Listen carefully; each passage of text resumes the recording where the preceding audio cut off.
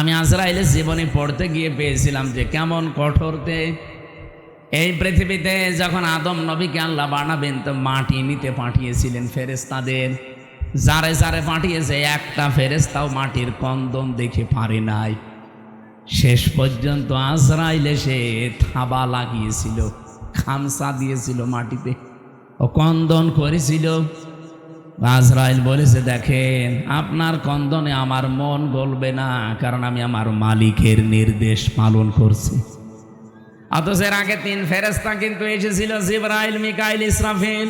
কন্দন দেখে তারা ভুলে গেছে, পারে নাই।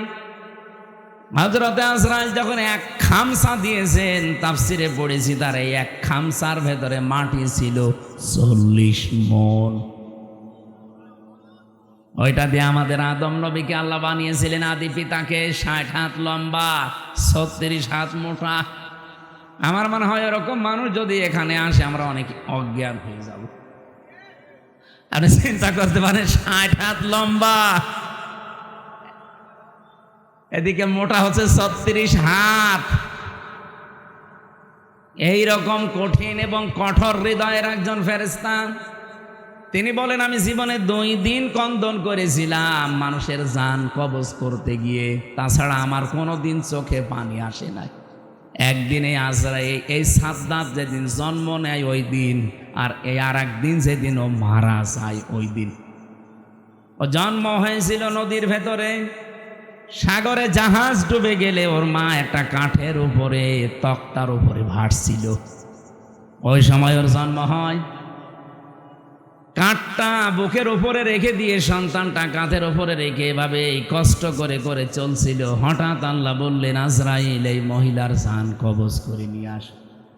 আজরাইল এসেছিল, দৃশ্য দেখে বলছে, আল্লাহ ওই সাগরে এই ছেলেটা, তোমারে যা বলেছি কাজ করে আসো, কিছু দেখা লাগবে না।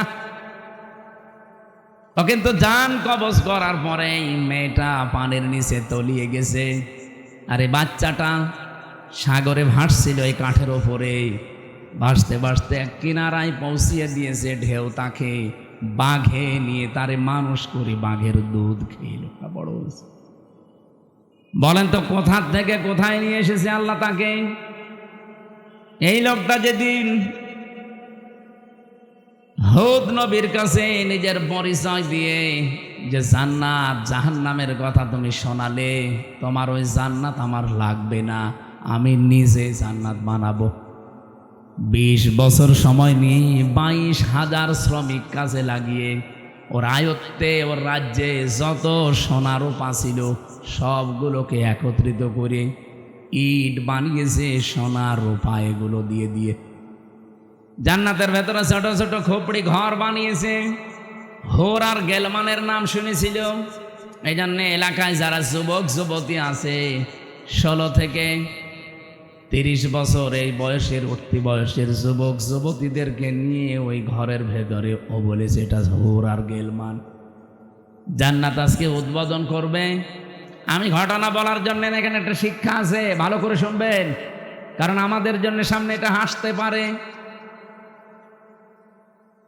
জান্নাতে যখন মেন গেটে যাবে আজকে উদ্বোধন করার জন্যে, একটা পিপিলিকা যাবার মতো কোনো রাস্তা নেই, এত কড়া পাহারা চলছে।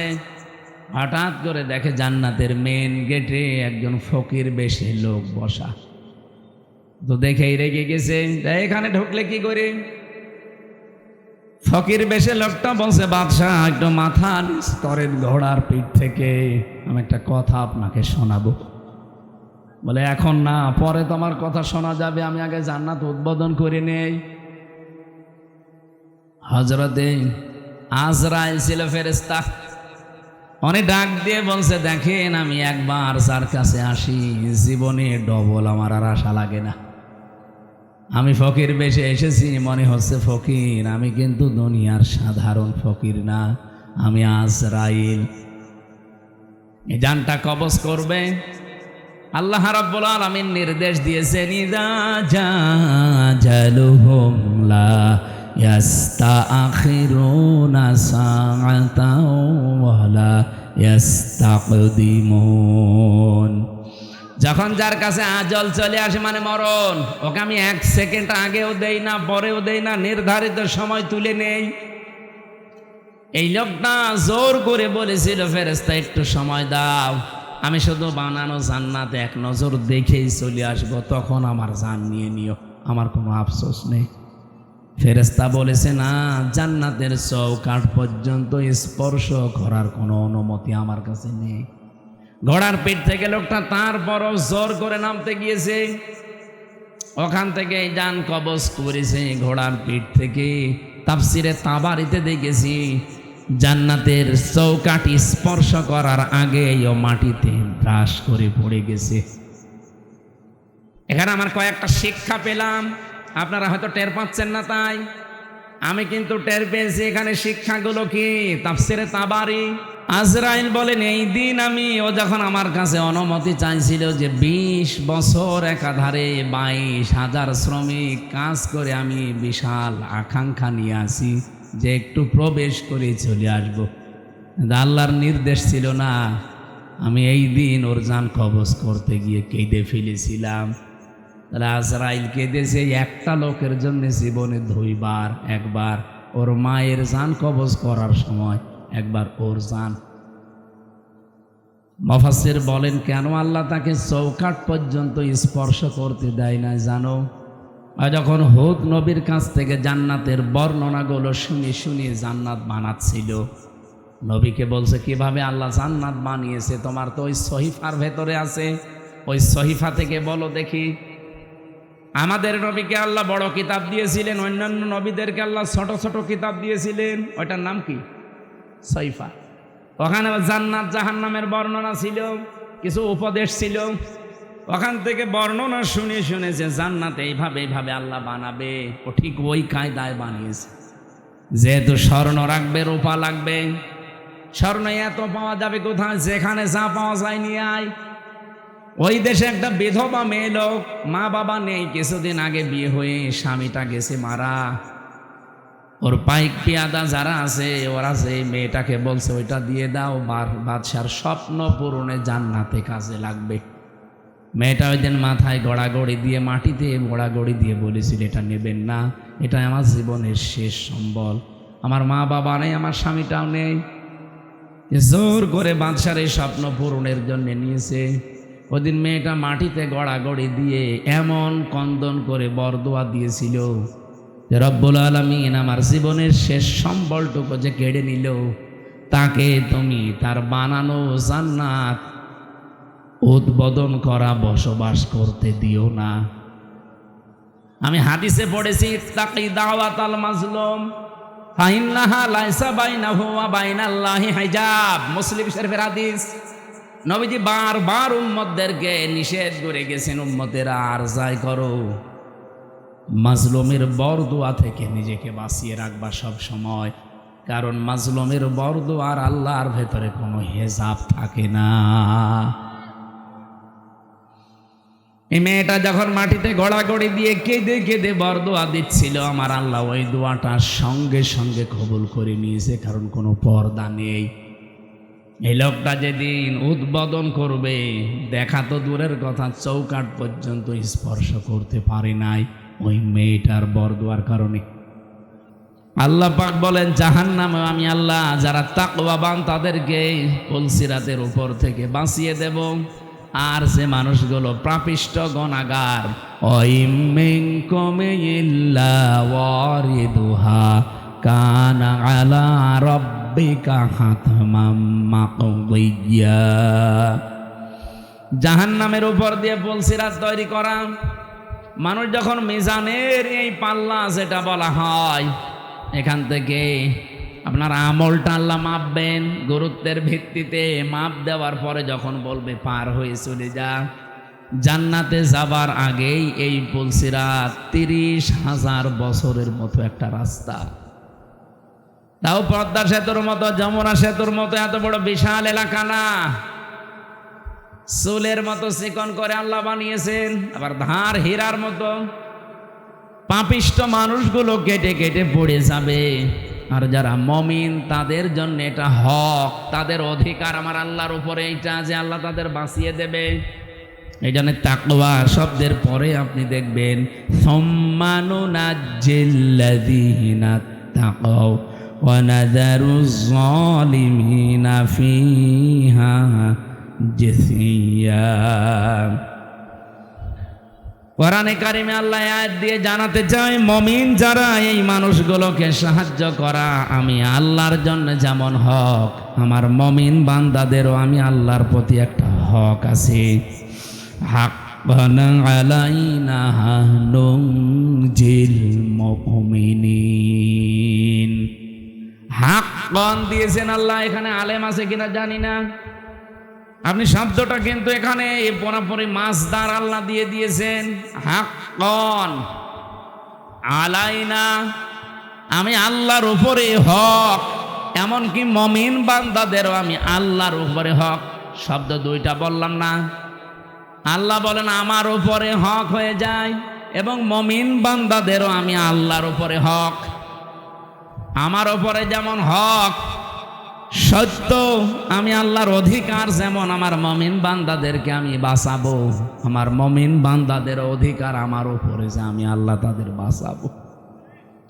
সূরা আম্বিয়ার তাফসীর পড়তে গিয়ে পেয়েছিলাম হযরত ইব্রাহিম নবীকে আল্লাহ যখন সাহায্য করার জন্য ফেরেশতা পাঠিয়েছিলেন, ওই সময় তিনি আল্লাহর প্রতি এমন ঈমান দেখিয়েছেন, আল্লাহ পাক বলেন ইব্রাহিম আলাইহিস সালামের জন্য আমি আল্লাহ আগুনকে কুলনা ইয়া নাহারু কুনি বারদাও ওয়া সালামান আলা ইব্রাহিম।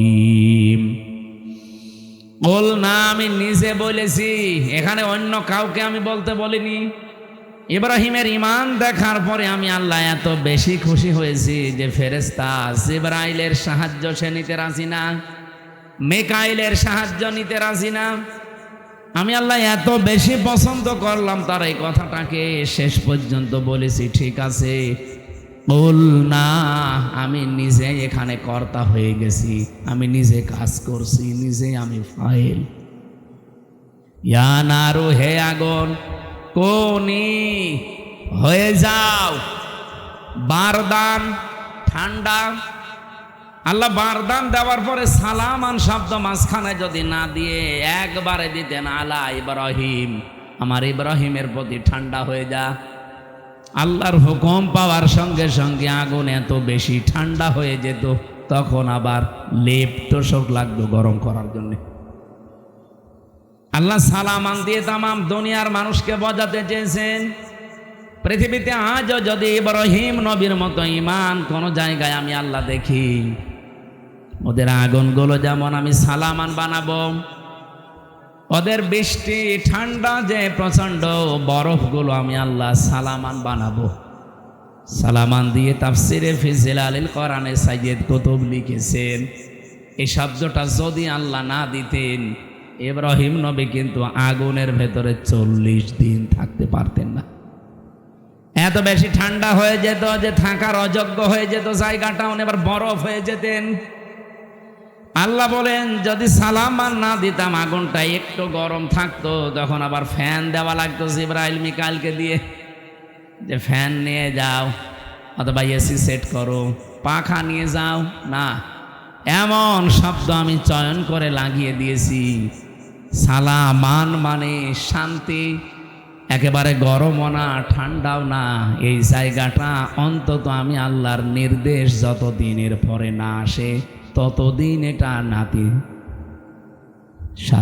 হয়ে যাও। এয়ার কন্ডিশন যেটা বলা হয়, নয় ঠান্ডা নয় গরম, এরকম একটা পরিবেশ তৈরি হও। আগুন হুকুম মেনে তাই হয়েছিল 40 দিন। পরবর্তীতে হযরত ইব্রাহিমের নাতনি যারা তারা জিজ্ঞাসা করতো, দাদা দুনিয়ার জীবনে আপনি সবচাইতে শান্তি পেয়েছেন কত? উনি বলেছিলেন এই পৃথিবীতে যতদিন আমি হায়াত পেয়েছি সবচাইতে বেশি শান্তি সুখে আরামে ছিলাম ওই 40 দিন যখন আগুনে ছিলাম। তার মানে আগুনের ভেতরেও শান্তি দিতে পারে কে? সব কিছুর উপরে যেন ওনার ক্ষমতা চলছে। ইসরায়েলিদেরকে আমার মনে হচ্ছে আল্লাহ রাখবে না, কারণ এখন এরা আর পৃথিবীর কোনো মানুষের টার্গেট নেই, এরা সরাসরি টার্গেট হয়ে গেছে আমার আল্লাহর।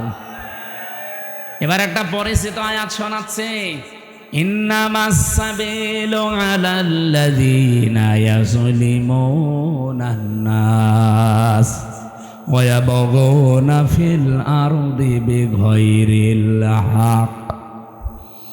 এটা সূরা শুরার 42 নম্বর আয়াতে আছে, 25 নম্বর পারার 6 নম্বর পৃষ্ঠার 13 নম্বর লাইনে পাবেন। আল্লাহ পাক বলেন, আমি আল্লাহ নিজে মামলা দেব, কেস দেব, অভিযোগ দায়ের করব তাদের বিরুদ্ধে, দুনিয়ায় যারা মানুষ হয়ে মানুষের ওপরে জুলুম করে, অত্যাচার করে। নাটোরবাসী একটু খেয়াল করেন আল্লাহর বক্তব্যের দিকে। আল্লাহ কিন্তু ইয়াজলিমুনাল মুসলিমুনা দেননি, যে যারা মুসলমানদের ওপর অত্যাচার করে তারা আমি আল্লাহর টার্গেট, তাদের বিরুদ্ধে মামলা না। ইয়াজলিমুনা নাস, ইয়াজলিমুনা এটা মুজারে, বর্তমান, ভবিষ্যৎ, প্রেজেন্ট, ফিউচার। নাস মানে মানুষ, নাসের আগে আল্লাহ আলিফ লাম দিয়েছেন। আল্লাহ পাক জানাতে চেয়েছেন এই পৃথিবীতে একটা মানুষের উপরও যদি কেউ জুলুম করে, অত্যাচার করে, তার অধিকার নষ্ট করে, আমি আল্লাহ নিজে তার বিরুদ্ধে মামলা দায়ের করব। পুলিশ এসেছে, আপনি যদি আজকে পুলিশের কাজে বাধা দেন, কালকে মামলা হবে, পুলিশ বাদী কেস হবে। কথা বলছেন এখানে? আপনি জিজ্ঞাসা করেন ওনাদের কাজে বাধা দেবেন, কালকে আপনি মামলার আসামি হয়ে যাবেন, পুলিশ বাদী মামলা হবে।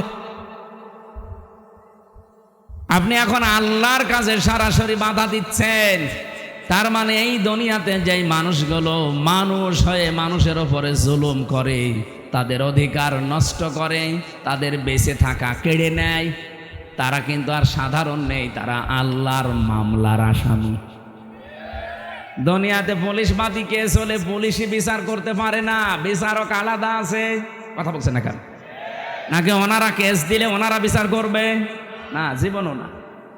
আলাদা আছে, ম্যাজিস্ট্রেট আছে, জজ আছে, বিচারপতি আছে, সেখানে আস্তে আস্তে উঠবে। যদি নাটোরের ম্যাজিস্ট্রেট কোর্টে যায়, এখান থেকে যাবে জজ কোর্টে। এই নাটোর জেলা যদি না হয়, এখান থেকে চলে যাবে হয়তো বিভাগীয় শহরে রাজশাহী। সেখান থেকে যদি না হয়, এখান থেকে চলে যাবে একেবারে রাজধানী ঢাকা হাইকোর্টে। হাইকোর্ট থেকে যদি না হয়, চলে যাবে সুপ্রিম কোর্টে, ওখানে আমার বেঞ্চ আলাদা আছে। এই যে বাংলাদেশের সিস্টেমগুলো দেখলেন, যারাই মামলা দিক তারা নিজেরা বিচার করতে পারে না, আলাদা আলাদা বেঞ্চ আছে। আর আল্লাহ বলেন, আমি নিজে মামলার দায়ের করব আর নিজেই বিচার করব।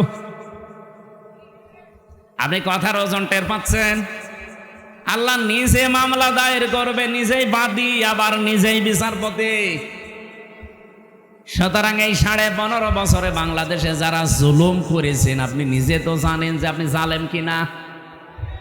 আপনি কিন্তু আর হামজার মামলার আসামি নেই, আপনি সরাসরি আল্লাহর মামলার আসামি। আমার নিজের মামলাটাই বলছি, মামলার আয়ু থেকে শুরু করে একেবারে যিনি নির্দেশ দিয়েছেন, ওই পালিয়ে গেছে উনি,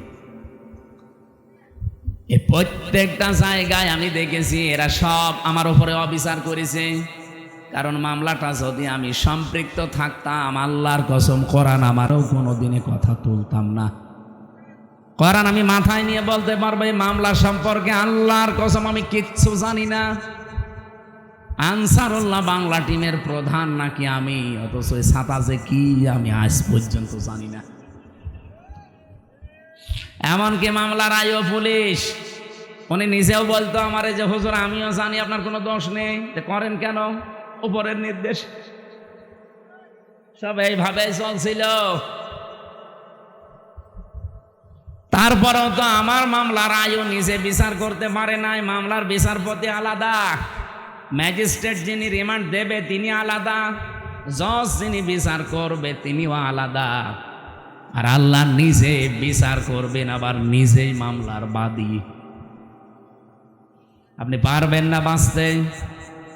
এই জন্য আমার ভয় হয় আপনাদের নিয়ে, যারা জুলুম করে ফেলেছেন, যার উপরে জুলুম করলেন তার কাছে যে আপনি আগে ক্ষমা চেয়ে নিন। যদি না পান জীবনও আল্লাহ আপনাকে মাফ করবে না, কারণ এটা আল্লাহর দায়িত্বে নেই। এটা হক্কুল্লাহ না, এটা হক্কুল ইবাদ। হক্কুল্লাহ হলে আল্লাহ মাফ করে দিত, আপনি নামাজ পড়েননি, রোজা রাখেননি, হ্যাঁ এটা আল্লাহর অধিকার। আপনাকে আল্লাহ ইচ্ছা করলে মাফ করে দেবে, ইচ্ছা করলে শাস্তি দেবে, এখানে কারো কোনো প্রশ্ন নেই। কিন্তু আপনি মানুষ হয়ে মানুষের অধিকার নষ্ট করলেন, তাদের বেঁচে থাকার অবলম্বন কেড়ে নিলেন, জীবনও আপনাকে আল্লাহ মাফ করবে না।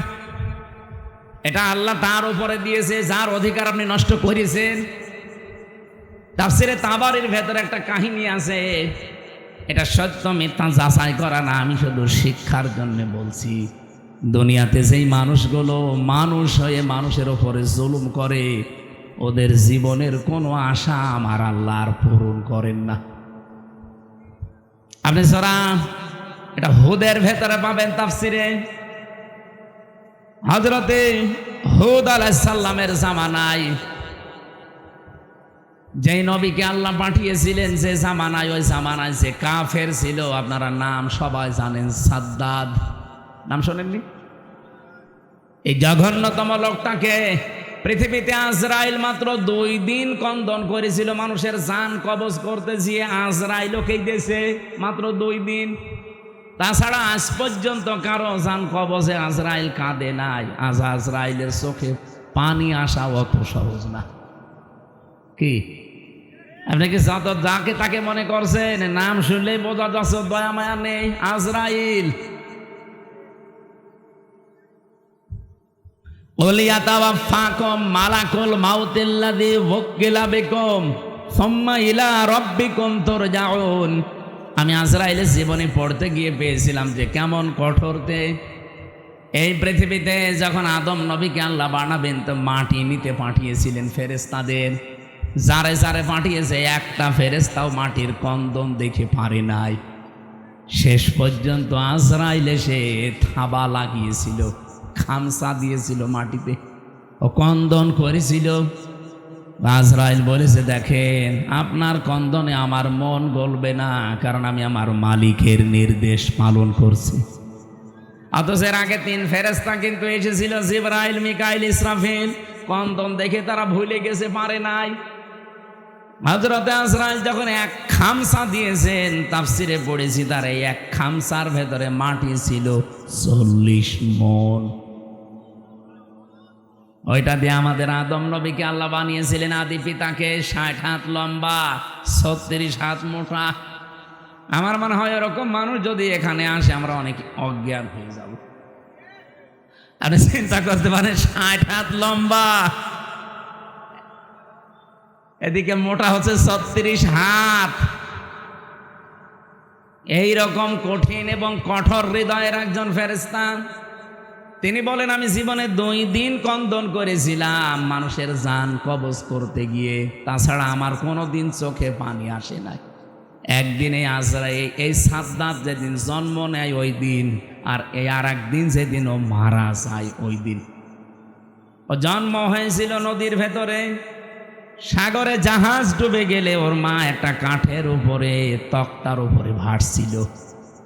ওই সময় ওর জন্ম হয়। কাঠটা বুকের উপরে রেখে দিয়ে সন্তানটা কাঁধের উপরে রেখে এভাবে কষ্ট করে করে চলছিল। হঠাৎ আল্লাহ বললেন, আজরাইল এই মহিলার জান কবজ করে নিয়ে আস। আজরাইল এসেছিল, দৃশ্য দেখে বলছে, আল্লাহ ওই সাগরে এই ছেলেটা, তোমারে যা বলেছি কাজ করে আসো, কিছু দেখা লাগবে না। ও কিন্তু জান কবজ করার পরে মেয়েটা পানির নিচে তলিয়ে গেছে, আর এই বাচ্চাটা সাগরে ভাসছিল এই কাঠের ওপরে। ভাসতে ভাসতে এক কিনারায় পৌঁছিয়ে দিয়েছে ঢেউ তাকে। বাঘে নিয়ে তারে মানুষ করে বাঘের দুধ খেয়ে বড় হয়েছে। বলেন তো কোথা থেকে কোথায় নিয়ে এসেছে আল্লাহ তাকে? এই লোকটা যেদিন হুদ নবীর কাছে নিজের পরিচয় দিয়ে যে জান্নাত জাহান্নামের কথা তুমি শোনালে, তোমার ওই জান্নাত আমার লাগবে না, আমি নিজে জান্নাত বানাবো। 20 বছর সময় নিয়ে 22,000 শ্রমিক কাজে লাগিয়ে ওর আয়ত্তে, ওর রাজ্যে যত সোনা রূপা ছিল সবগুলোকে একত্রিত করে ইট বানিয়েছে সোনা রূপা এগুলো দিয়ে দিয়ে। জান্নাতের ভেতরে ছোট ছোট খোপড়ি ঘর বানিয়েছে। হোর আর গেলমানের নাম শুনেছিল। এই জন্য এলাকায় যারা যুবক যুবতী আছে 16 থেকে 30 বছর এই বয়সের উঠতি বয়সের যুবক যুবতীদেরকে নিয়ে ওই ঘরের ভেতরে ও বলেছে এটা হোর আর গেলমান। জান্নাত আজকে উদ্বোধন করবে। আমি ঘটনা বলার জন্য এখানে একটা শিক্ষা আছে, ভালো করে শুনবেন, কারণ আমাদের জন্য সামনে এটা হাসতে পারে। জান্নাতে যখন মেন গেটে যাবে আজকে উদ্বোধন করার জন্যে, একটা পিপিলিকা যাবার মতো কোনো রাস্তা নেই, এত কড়া পাহারা চলছে। হঠাৎ করে দেখে জান্নাতের মেন গেটে একজন ফকির বেশে লোক বসা। তো দেখেই রেগে গেছে, এখানে ঢুকলে কি করে? ফকির বেশে লোকটা বলছে, বাদশাহ একটু মাথা নিচ করেন ঘোড়ার পিঠ থেকে, আমি একটা কথা আপনাকে শোনাবো। বলে এখন না, পরে তোমার কথা শোনা যাবে, আমি আগে জান্নাত উদ্বোধন করে নেই। হযরতে আজরাইল ছিল ফেরেশতা, উনি ডাক দিয়ে বলছে, দেখেন আমি একবার যার কাছে আসি জীবনে ডবল আমার আর আশা লাগে না। আমি ফকির বেশে এসেছি, মনে হচ্ছে ফকির, আমি কিন্তু দুনিয়ার সাধারণ ফকির না, আমি আজরাইল। এই জানটা কবজ করবে।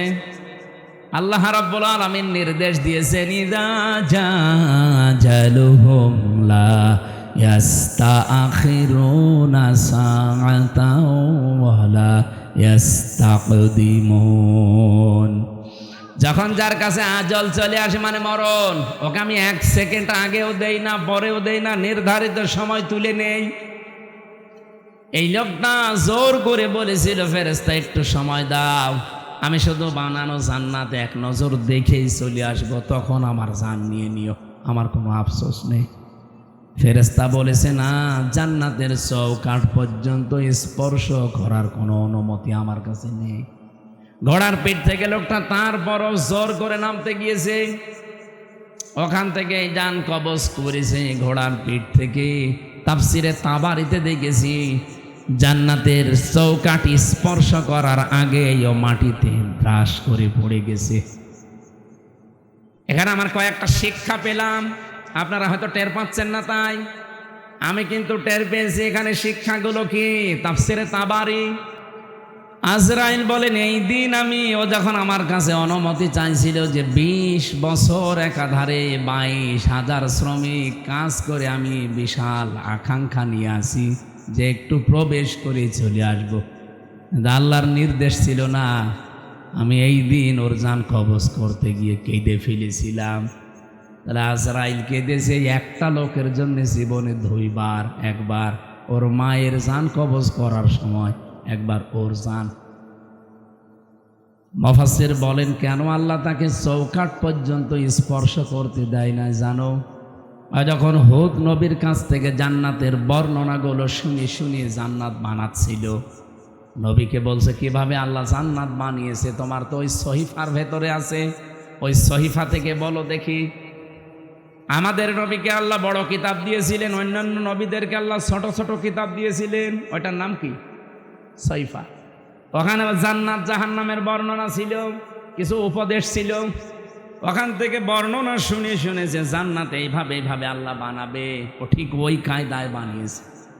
যেহেতু স্বর্ণ রাখবে, রূপা লাগবে, স্বর্ণ এত পাওয়া যাবে কোথায়? যেখানে যা পাওয়া যায় নিয়ে আয়।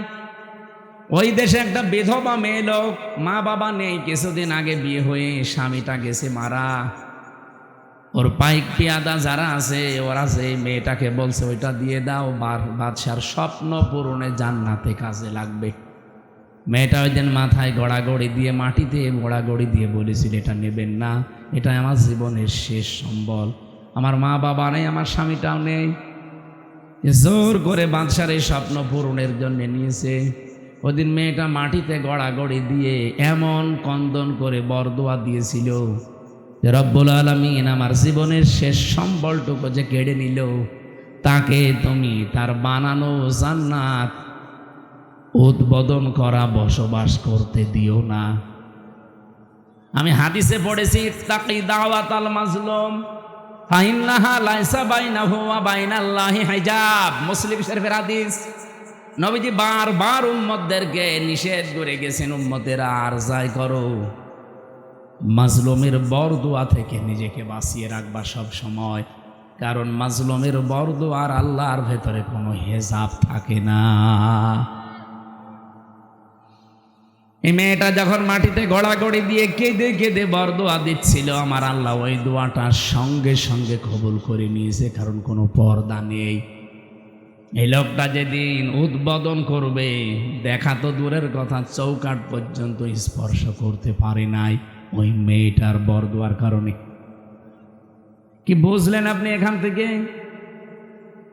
কত জায়গায় কত অত্যাচার জুলুম করেছিল, কিন্তু এই একটা বিধবা, স্বামী হারা, মা বাপ হারা এতিম মেয়ের শেষ সম্বলটুকু কেড়ে নেওয়ার কারণে আল্লাহর আরশ পর্যন্ত ধাক্কা খেয়েছে।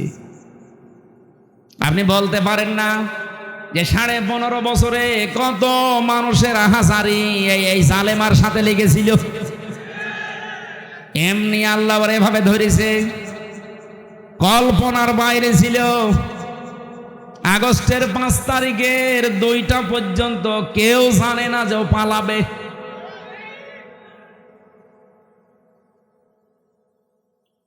আমার মনে হয় এই বিধবা মেয়ে লোকটার মতো, এই এতিম মেয়েটার মতো হাজার হাজার মায়ের, স্বামীর, বোনের, এতিম সন্তানের আর্তনাদ, বরদোয়া, চোখের পানি এই জালেমা মহিলার ক্ষমতার সাথে লেগেছিল। বিশেষ করে যারা আয়না ঘরে ছিল, আপনি ভাবতে পারেন, যারা আয়না ঘরে 8 বছর 10 বছর পড়ে আছে। আমি তো মাত্র 10 দিন ছিলাম মাটির নিচে, তাই আমি অজ্ঞান হয়ে গেছি। আর যারা 8 বছর 10 বছর 14 বছর পড়ে আছে, দুনিয়া কি সে জানে না, এমনকি নিজের নাম কি তাও ভুলে গেছে। আমার নাম যে ব্যারিস্টার আরমান, সে নিজেও জানে না। আরে ভাই, 10 বছর 12 বছর একটা লোককে যদি কেউ না ডাকে, ওর নাম মনে থাকবে কি করে? ওরা তো কেউ ডাকে না। ও লোকটা জানে না যে এখন দিন না রাত, এটা যে কোন বছর চলছে তাও ওর জানা নেই, এটা যে কোন মাস চলছে, কি বার আজকে, কয়টা বাজে, কিচ্ছু জানে না। ও আন্দাজে নামাজ পড়তাম। আমি তো 4 ওয়াক্ত নামাজ একসাথে পড়েছি, কারণ আমি জানি না যে এখন কখন কি। আমার মাজায় দড়ি লাগিয়ে, চোখে ওই কালো কাপড় বেঁধে, পেছনে হ্যান্ডকাপ দিয়ে, পায়ের সাথে ডান্ডা বেড়িতে আমার 11 ঘন্টা টাঙিয়েছিল। মানে পাটা আমার উপরে ছিল, মাটিতে ছিল না। মাঝে মাঝে ফেলতে গেলেই ওই সিসি ক্যামেরায় দেখে দেখে গরম দিত। আপনি 1, 2, 5 ঘন্টা না, 11 ঘন্টা। এদিকে দুপুর বেলা নিয়ে গেছে 1:30টার দিকে, রাত 11:30টার সময় নিয়ে আসতেছে। আপনি হিসাব করেন তো কত ঘন্টা হয়। এর ভেতরে মাত্র 2 বার আমাকে নামিয়েছে। আমি শুধু প্রসাব করার জন্য বলেছিলাম যে আমি টয়লেটে যাবো, ওই 1.5-2 মিনিট সময় যা পেয়েছি অতটুকুই। এর ভেতরে আমার আর কোনো খাওয়া দাওয়া নেই। এর ভেতরে আমার সাথে হয় 5 ঘন্টা 7 ঘন্টা পরে হঠাৎ করে একটা গরম দিয়ে ওঠে, কারণ মাটির নিচে খালি পানির আওয়াজ পাওয়া যায়। আমার মনে হয় পাশ দিয়ে কোনো ড্রেন ছিল, অথবা টয়লেটের কোনো জায়গা, কেউ পায়খানা করলে ওই পড়ে, ওই তখন আওয়াজ হয়।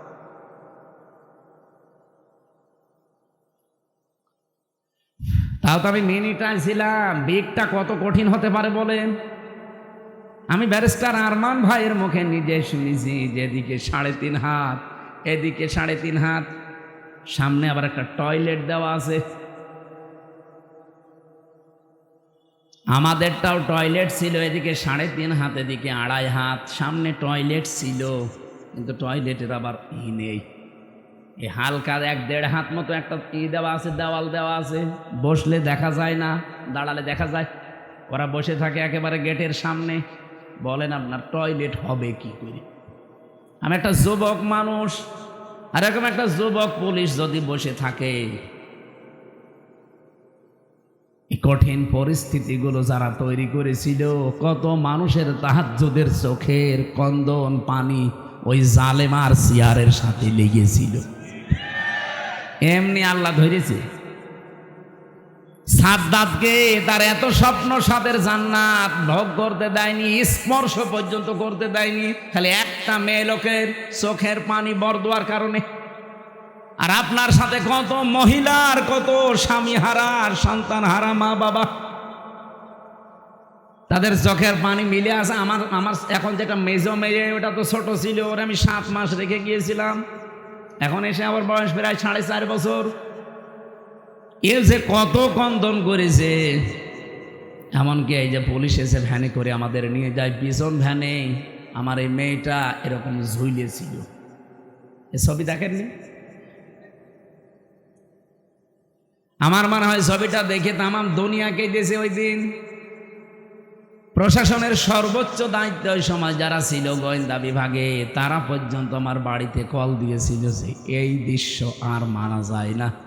আমরা এতদিনও জানতাম যে হুজুরের কোনো দোষ নেই, এখনও জানি, কিন্তু আমাদের হাত বাঁধা ছিল।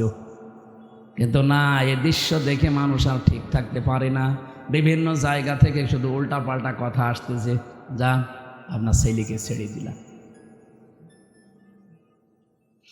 আমার ভাইরা, আমি এখান থেকে তাফসিরের যে শিক্ষাটা দিতে চাই আমি নিজে এবং আপনাদেরকে, শুধু আপনাদের না, এটা রেকর্ড হচ্ছে, সারা পৃথিবীর মানুষ যারা আছে, জুলুম করলে কিন্তু কাঙ্ক্ষিত স্থানে পৌঁছানো যায় না। এটা কি কোরআনের কথা বিশ্বাস করেন? এই জন্য আগামীতে কেউ যদি আসেন দায়িত্বে, জুলুম করবেন না। তাহলে আপনি যে টার্গেট নিয়ে এগিয়ে যাচ্ছেন, ওই টার্গেট ফিল আপ হওয়ার আগে আপনি পড়ে যাবেন। আমার কথা বোঝা গেছে? ইন্নামা নুমলি লাহুম লিয়াজদাদু ইসমা ওয়া লাহুম আযাবুম মুহিন। সূরা আলে ইমরানে আছে 4 নম্বর পারা 12 নম্বর পৃষ্ঠা 9 নম্বর লাইনে পাবেন, এটা শেষের অংশে আছে।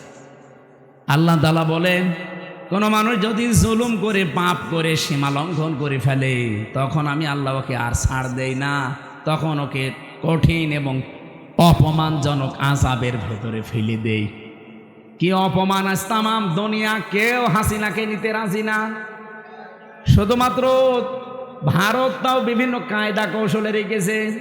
আমি আজকে 7-8টা বিষয় পেয়েছি কেন ওকে রেখেছে। এই যে বিডিআর হত্যা, 57 জন অফিসার হত্যা, বিশেষ করে শাপলা চত্বরে আলেমদের হত্যা, এই 2টা হত্যার পেছনে সরাসরি জড়িত আছে ইন্ডিয়া নিজে।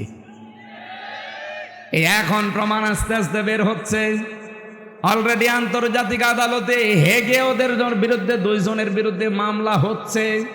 হাসিনা আর মোদি, এই 2 জনকে যদি সত্যি ওখানে নিয়ে যাবজ্জীবন জেল অথবা ফাঁসির রায় দিয়ে দেয়, শেষে ইন্ডিয়ার সাথে বিশ্বের বহু দেশের সম্পর্ক মানবাধিকার নষ্ট করার জন্য খারাপ হয়ে যাবে। আমি একটাও বানিয়ে বলছি না, সব আমার এখানে রেকর্ড আছে, আন্তর্জাতিক তথ্য সব। মাইক্রোসফট নাম শুনেছেন?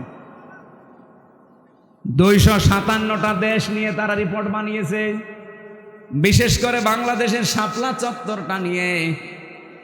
আর ওদিকে বিডিআর হত্যা। কি সমস্যা? কি ওখান থেকে আশপাশে মোবাইল সরান না, এই ডিস্টার্ব করলে তোমার রাগ হয়েছে। মোবাইল আশপাশ থেকে সরান না কেন? এই ভাই, আপনি কি সমস্যা ধরতে পারছেন? হ্যাঁ, সমস্যা ধরে ঠিক করে।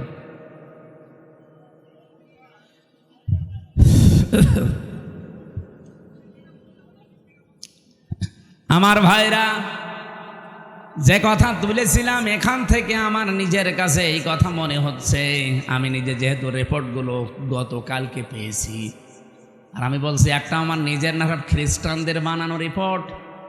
ওরা তো আমার বন্ধু না, মুসলমানদের বন্ধু খ্রিস্টানরা।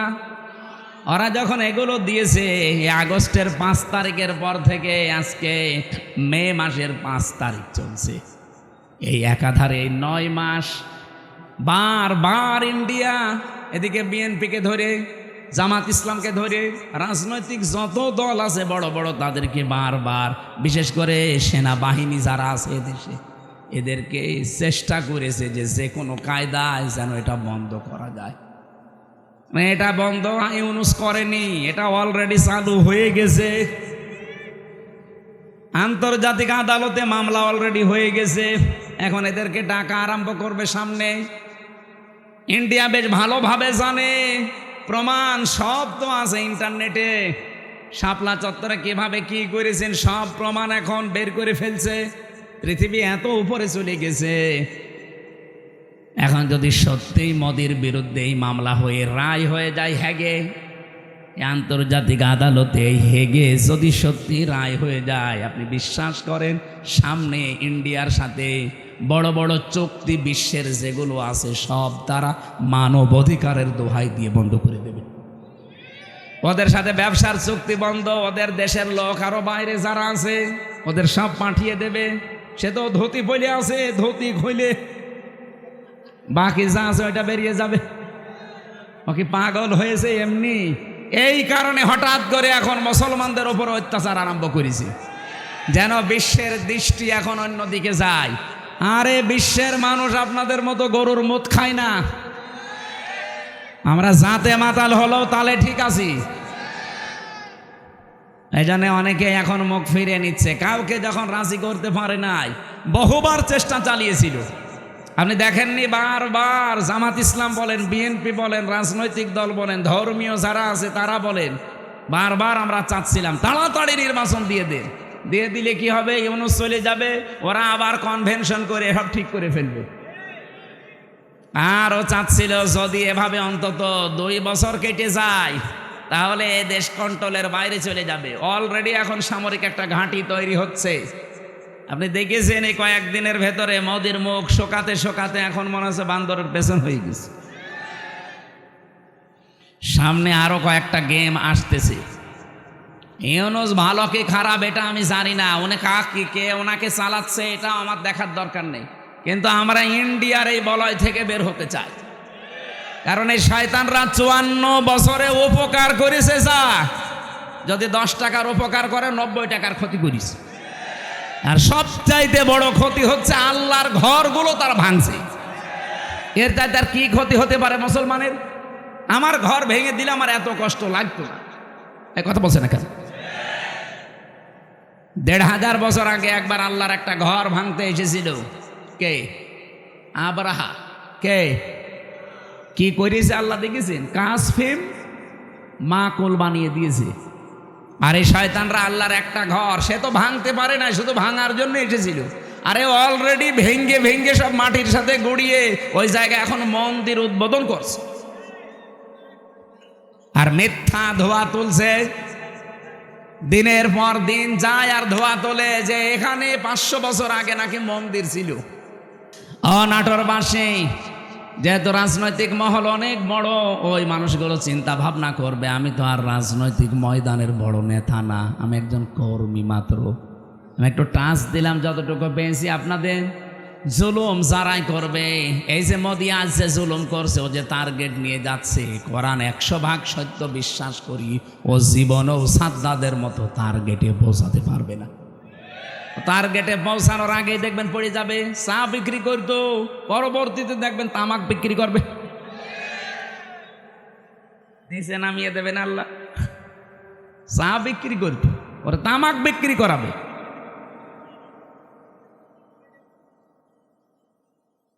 অলরেডি ডাঙ্গা বাঁধিয়ে দিয়েছে ভারতে। গত পরশু দিনও দেখলাম 2 জন মুসলমান দাড়িওয়ালা ধরে সরাসরি জবাই করছে। এখন ওর হাতে আর দুনিয়ার কিচ্ছু নেই, শুধু এইটাই আছে পুঁজি যে মুসলমানদের বিরুদ্ধে হিন্দুদের উস্কিয়ে দিয়ে এদের দাঙ্গা তৈরি করে একটা ফায়দা লড়বে, ঘোলা পানিতে মাছ শিকার। এই জন্য গোবিন্দ পরামানিক কিন্তু বুঝে ফেলেছে। বাংলাদেশের পুরা বাংলাদেশ মিলে হিন্দু মহাজোট আছে, তার মহাসচিব গোবিন্দ চন্দ্র পরামানিক গত পরশু দিনও জানিয়েছে না যে তামাম পৃথিবীর হিন্দু ভাইরা, হিন্দু বোনেরা সবাই এই মাতাল মোদিকে থামান। এটা মাতাল, এই শয়তানের মনোবাসনা পূর্ণ করতে গিয়ে যা আরম্ভ করেছে, এ পৃথিবী কয়েকদিন পরে বসবাসের অযোগ্য হয়ে যাবে। কারণ ঘরে ঘরে তখন মারামারি শুরু হবে। এই জন্য লোকটাকে থামাতে বলছে, আমরাও চাই হিন্দু ভাইরা যারা আছেন, অন্যান্য খ্রিস্টান ধর্মের যারা আছেন, খ্রিস্টান ভাইদের কি বিবেক বুদ্ধি সব কি লোপ পেয়েছে? আপনাদের মেয়েকে, আপনাদের বোনকে এই ইন্ডিয়ার বুকে ওরা উলঙ্গ করে রাস্তায় হাঁটিয়েছে 17 সালে। এই কথা বলছেন না কেন? আমাকে বানিয়ে বলছি। আপনাদের মাকে, বোনকে, মেয়েকে যারা উলঙ্গ করে রাস্তায় হাঁটাতে পারে, তাও রাজপথে, আপনাদের কি বিবেকে কুকুরে প্রসব করেছে? বিবেকটা জাগ্রত হচ্ছে না? অন্তত এই উগ্রপন্থী, সন্ত্রাসী, জঙ্গি এই যে যারা আছে, এদেরকে থামানো দরকার এখনই, নাই তো এ বাতাস বাংলাদেশে আসলো বলি তখন আমরা নিজে মরা লাগবে। ওরা এমনি বারবার এই হাওয়া দিয়েছিল, কিন্তু বাংলাদেশের মানুষ যাই হোক কোনো হাওয়াতে ফলে নাই। ফুটবলকে একবার একজন জিজ্ঞাসা করছে যে এত লাথি খাও কেন? বলছে ভাই আমি মানুষের পামে ফুলি, লোকে আমারে হাওয়া দিয়ে ফোলায়, এই জন্য লাথি দেয়। আমি তো নিজে ফুলতে পারি না। আমি যদি নিজে ফুলতে পারতাম তাহলে আমাকে কেউ হাওয়া দিত না, আর আমাকে লাথি দিতেও পারতো না। মানুষ যেহেতু আমারে পাম দেয়, হাওয়া দেয়, আমি ফুলে উঠি, আবার লাথিও দেয়। তো অন্তত আমরা আর কোনো কারোর পামে হাওয়ায় ফুলতে রাজি না। সে আমেরিকা বলেন, ইন্ডিয়া বলেন, চীন বলেন, রাশিয়া বলেন, কারো হাওয়া পেয়ে ফুলতে পারবে? আমরা ফুলতে চাই আমাদের নিজেদের হাওয়ায়। এই কথা বলেন না কেন? আমার কথার অর্থ বোঝেননি? আমরা ফুলতে চাই কার হাওয়ায়? হঠাৎ করে 54 বছর পরে নারী কমিশন যতগুলো রিপোর্ট দিয়েছে, একটাও কোরআনের সাথে মিলছে? কেন এই মহিলাগুলো আগে 54 বছর ছিল না? ছিল। হঠাৎ এটা করছে কেন? এদের পেছনে রাঘব বোয়াল আছে, কারা আছে এখন টের পাওয়া যাচ্ছে। 13 জন মানুষকে, 10 জন মানুষকে নিয়ে আপনি কমিশন বানালেন। এই 10 জন মানুষের ভেতরে সেই মহিলাগুলোর চেহারা দেখলাম, সব টিপ পরা। কি কথা বলছেন না কেন? এইগুলো এই 15.5 বছর এই জালেমা মহিলাকে টিকিয়ে রাখার জন্য বিভিন্ন কথা বিভিন্ন সময় বলতো। এই দেশে কি শুধু ওই 10 জন আর মহিলা নেই দেশে? ডক্টর নাসিমা হাসানকে নেওয়া যায়নি? ঢাকা বিশ্ববিদ্যালয়ের যে শিক্ষিকা, এই যে কুমিল্লায় বাড়ি, বলেছিল আমার ছেলের কলার চেপে ধরেছেন কেন, জবাব দেওয়া লাগবে। এই মেয়েটাকে নেওয়া যায়নি কমিশনে? তাহলে উল্টাপাল্টা রিপোর্ট দিতে পারতেন না। এমন এমন রিপোর্ট দিয়েছে, শয়তান পর্যন্ত চিন্তা করছে যে আমিও তো এ চিন্তা করি না। ওদের প্রথম রিপোর্টে কি দেখেছেন? যে কোনো স্বামী যদি স্ত্রীর সাথে সহবাস করতে চায়, স্ত্রী যদি বলে না আমার এখন হবে না, এরপরও স্বামী যদি সহবাস করে তাহলে ধর্ষণ মামলা হবে। ধর্ষণ মামলা হলে জজ রায় দেবে। ধর্ষণের বিচার কি? ফাঁসি। কথা বলছে না কেন? তা আপনার কি মনে হয় এই রিপোর্ট শুনে বলেন তো? ভালো। তা আপনি রায় দেওয়ার জন্য তো সাক্ষী লাগবে। তা এখন মানুষের মনের অবস্থা তো আর কেউ জানে না। একই জোর করেছে আর স্ত্রী কি রাজি হচ্ছিল না, এটা তো স্বামী স্ত্রী ছাড়া কেউ জানে না। এখন ওই জায়গায় সাক্ষীর জন্য আপনাকে মানুষ বসিয়ে রাখা লাগবে, অথবা ইউটিউবারদের রাখা লাগবে।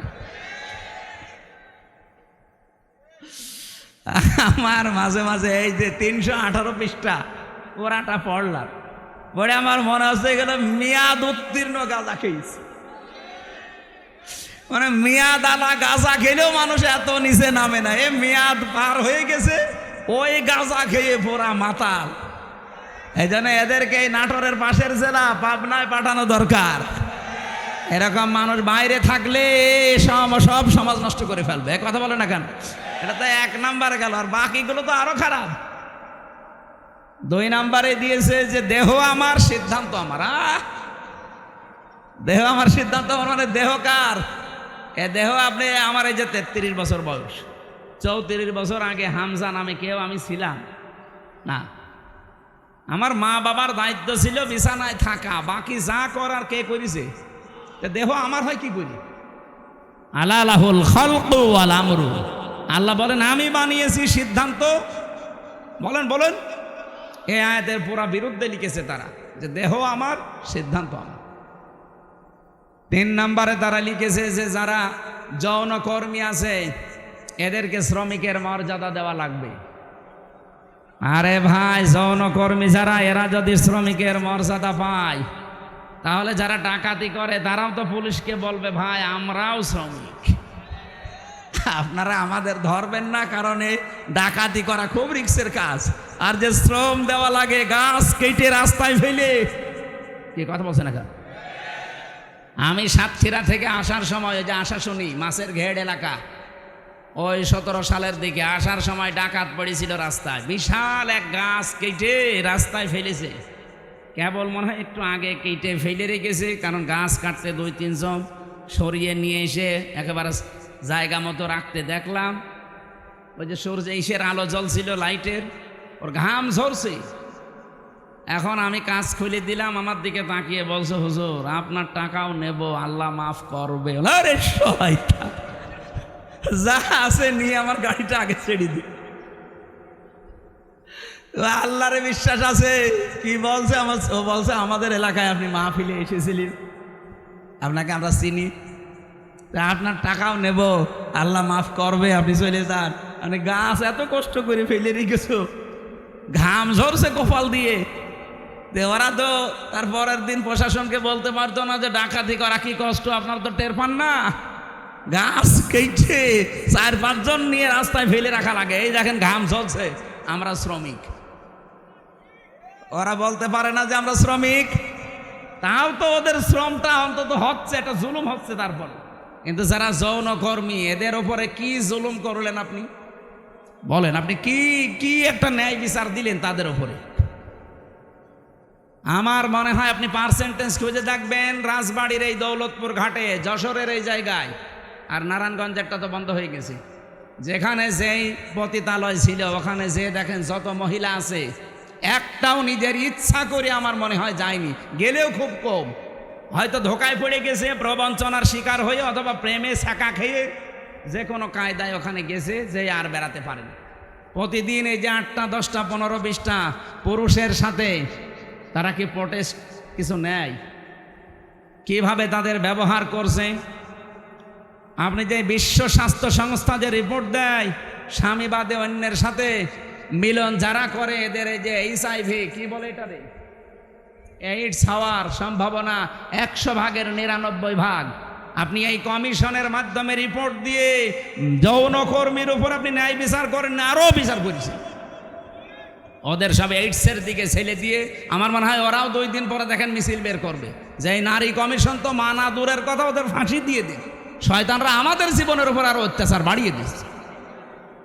শুধু HIV, ওদেরকে এই যে 1 লক্ষ মানুষ আজ দেহ ব্যবসা করে সারা বাংলাদেশে, মানে একেবারে যেগুলো সরকারি হিসাবে, এই মানুষগুলোকে আমার মনে হয় আলেমদের পরামর্শ নিয়ে সরকারের যে বাজেটগুলো আছে এখান থেকে টাকা পয়সা দিয়ে এদের পুনর্বাসন করে দিন, হয় একটা কর্মসংস্থান দেন সম্মানজনক, তারা সম্মানজনক জীবন নিয়ে, তারা পরিবার নিয়ে, দরকার হয় যদি সেরকম পরিবেশ পায় বিয়ে শাদী করে জীবন চালাক। যে সমস্ত দেশ আছে যেখানে পতিতালয় চলে না, সেই দেশগুলো দেশে শ্রীকে নেই, চলছে না পৃথিবীতে। আপনাকে কোন কারণে এই পাপের কাজ করা লাগবে? যেখানে জেনা ব্যভিচার ওপেন হয়ে যায় সেই দেশে আমার আল্লাহর রহমতের দৃষ্টি আল্লাহ তুলে নেয়, গজবের দৃষ্টি নিক্ষেপ করে। বলেন নাউজুবিল্লাহ। এই দেশটাকে গজবে ফেলে দেওয়ার জন্য এরা কাজ করছে, আর এদের পেছনে কিছু রাঘব বোয়াল আছে।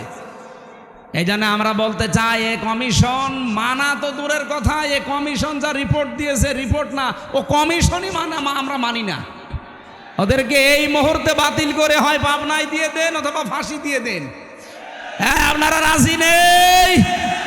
হয় ওদের স্থান পাবনায় দেবেন, নাই ফাঁসি দেবেন। কোরআনের 13টা আয়াতের উপরে হাত দিয়েছে ওরা।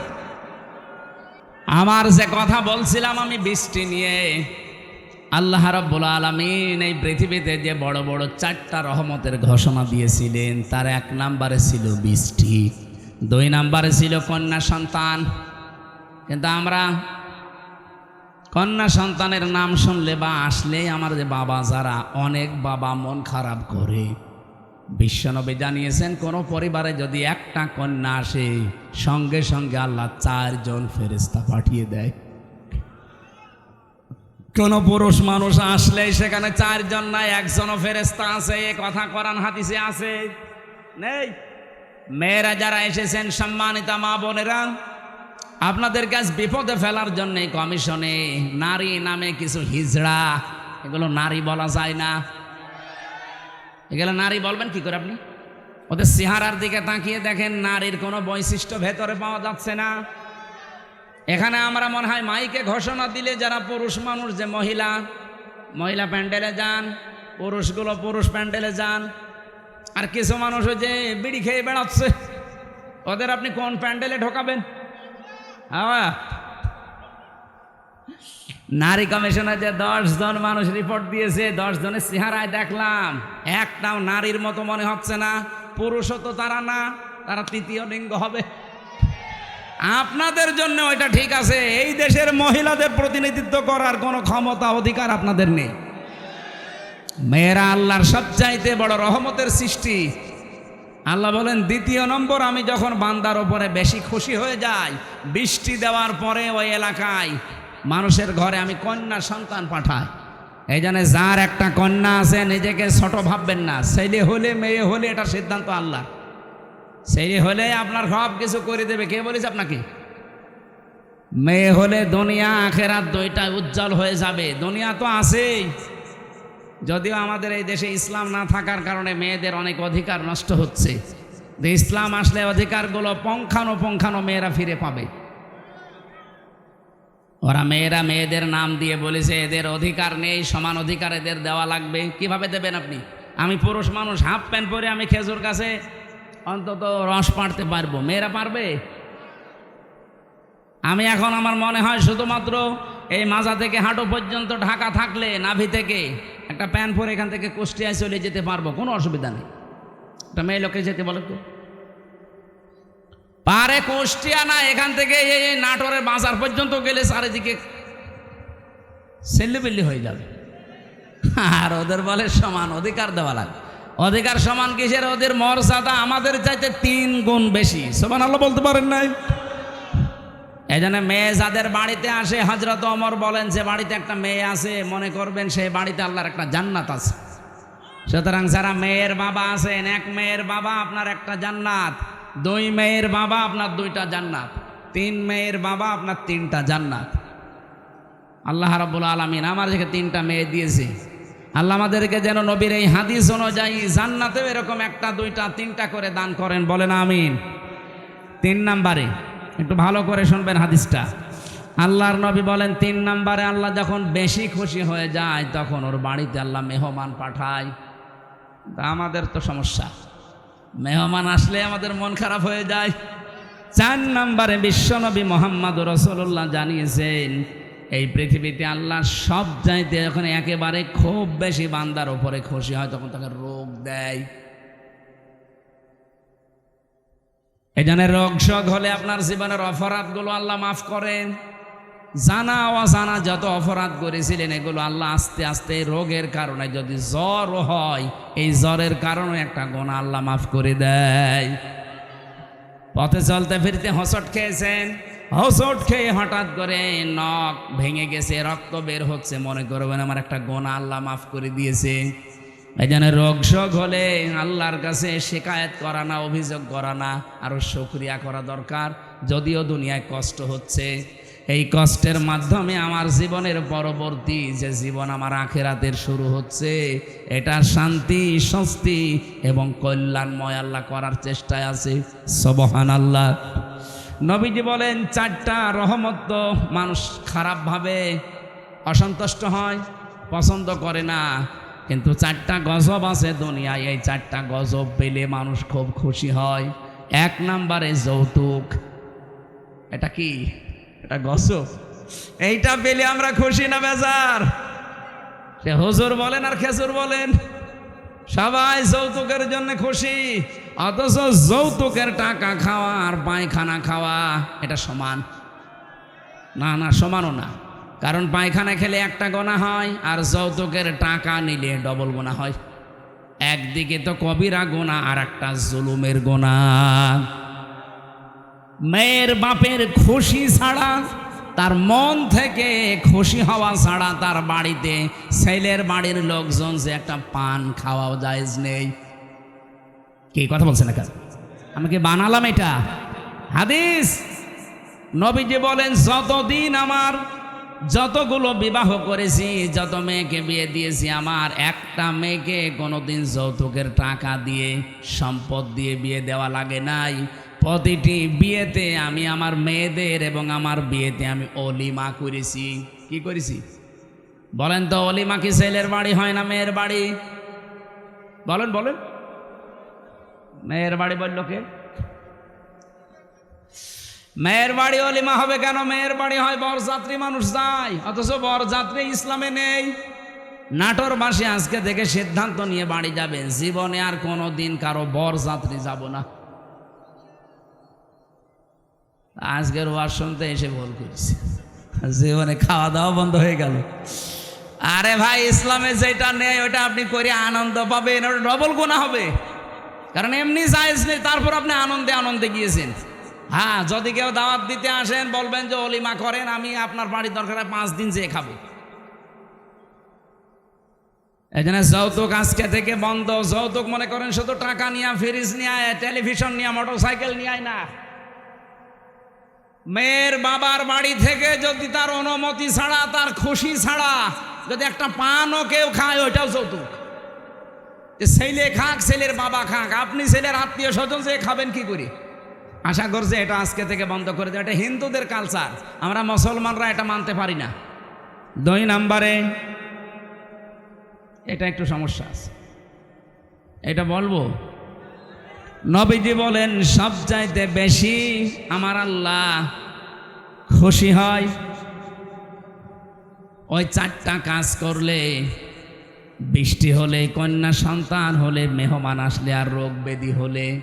আর সবচাইতে বেশি আমার আল্লাহ নারাজ হয় কিন্তু আমার বান্দা বান্দিরা খুশি হয়।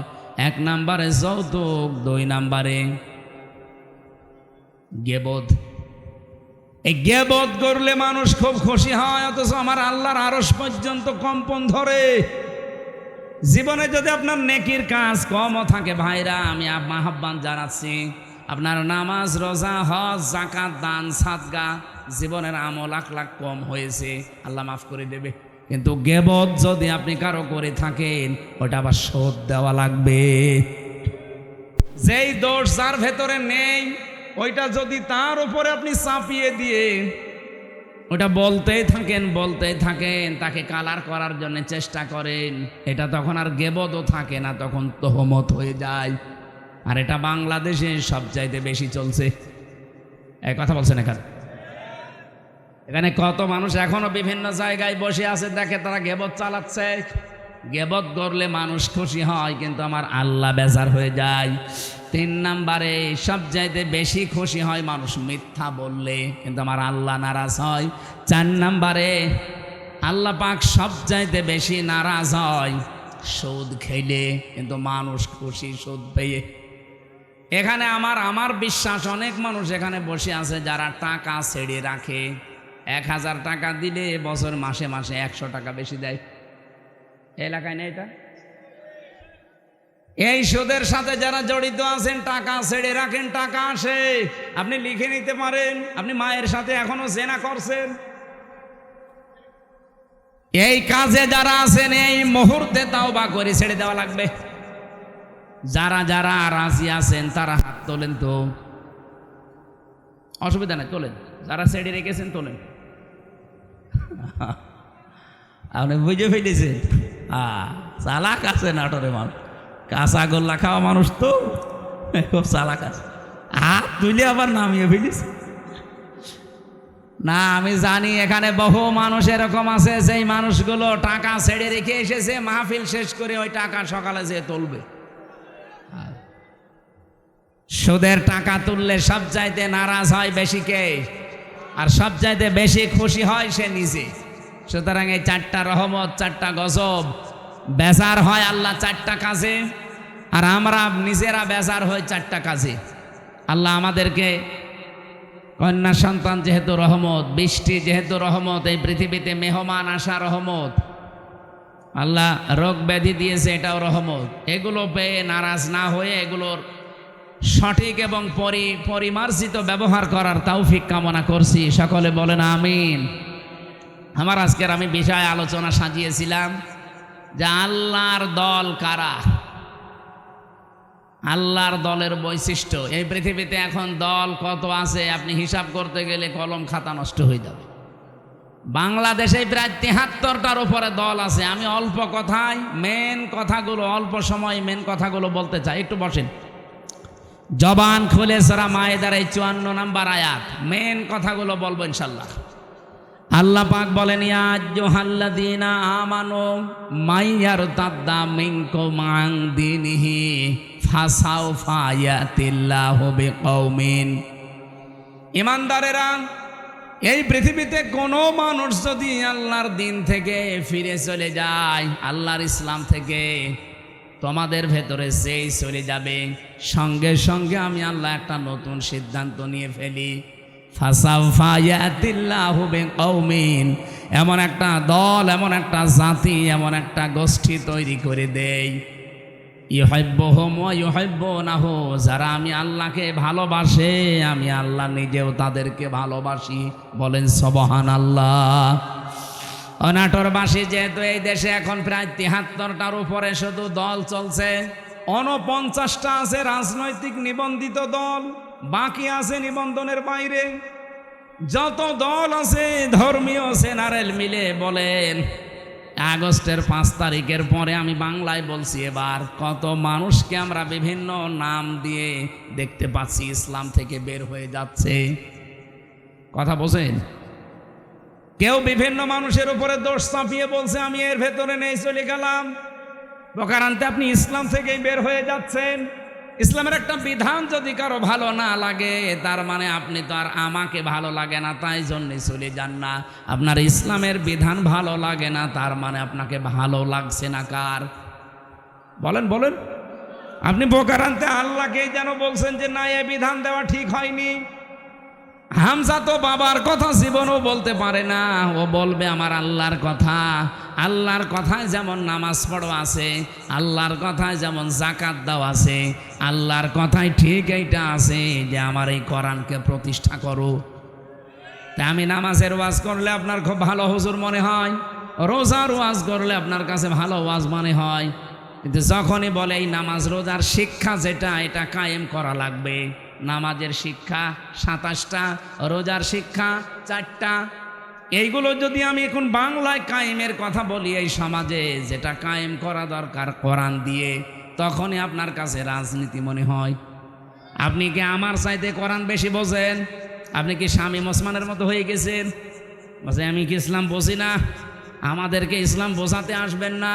প্রতিদিন নাকি উনি ৭২ রাকাত নামাজ পড়ে। এটা যে ডাহা মিথ্যা কথা। এখানে যদি আলেম থাকে জিজ্ঞাসা করেন, দেখেন তো সর্বোচ্চ তাহাজ্জুদের নামাজ ৮ রাকাত থেকে ১২ রাকাত। কি কথা বলছেন? ৮ রাকাতের উপরে তাহাজ্জুদের নামাজ আপনি কোথায় পেলেন? খুব বেশি হলেও নয় ১২ রাকাতের উপরে আর তাহাজ্জুদের নামাজ নেই। নবীজি হয় ৮ রাকাত পড়তেন, নাই ১২ রাকাত পড়তেন। এরপরে এই বেতের পড়ে উনি পড়াটা কমপ্লিট করে দিতেন। আর উনি নাকি ৭২ রাকাত নামাজ পড়ে তাহাজ্জুদ। ওরা ডাহা মিথ্যা কথা। ও রাত ২টা ৩টায় মাল খেয়ে ঘুমায়, ও তাহাজ্জুদ ফজরের নামাজে তো পড়ে না। আপনি তো ইসলাম থেকে বের হয়ে গেছেন প্রকারান্তে হামজার উপরে দোষ চাপিয়ে, যে ওদের দোষ আছে, ২৪-এর দোষ, ৭১-এর দোষ, ৪৭-এর দোষ। এই কথা না বোঝার ভান করে থাকবেন না। আগস্টের ৫ তারিখের পরে বহু মানুষকে আমরা দেখলাম আল্লাহর দিন থেকে প্রকারান্তে ইসলাম থেকে বের হয়ে চলে যাচ্ছে। ওরা আমাদের ভয় দেখাতে চায় যে আমরা চলে গেলে তোমরা নিরুপায় হয়ে যাবে। আরে ভাই, ইসলাম তো আর আমার না, আর আমি ইসলামের মালিকও না, ইসলামও আমার না, ইসলামের মালিকও আমি না। আমার মালিকও আল্লাহ, ইসলামের মালিকও আল্লাহ। আমি শুধু খাদেম। কথা বলুন। আমি খেদমত করছি, আমার একটা পাওনা বাকি আছে। এই যে সভাপতি সাহেবকে যদি উনি বলে এই জমিনটা আমার, আপনারা কাজ করেন, সারাদিন করেন, বিকাল ৫টায় আপনাদের বেতন দিয়ে দেব। এখন বলেন তো জমিনের মালিক কি আমি? মালিক উনি না। আমরা কি কামলা, খাদেম, কাজ করে খাই। এই জমিনও আমার না। জমিনে যেটা আমরা বপন করছি, এই বীজ বা ধান লাগাচ্ছি, চারা, এগুলোর মালিকও আমরা না, সবের মালিক উনি। আমরা শুধু টাকা পাওয়ার আশায় আছি, বিকাল 5টায় বেতন দিয়ে দেবে, ওইটা নিয়ে আমার সংসার চলবে।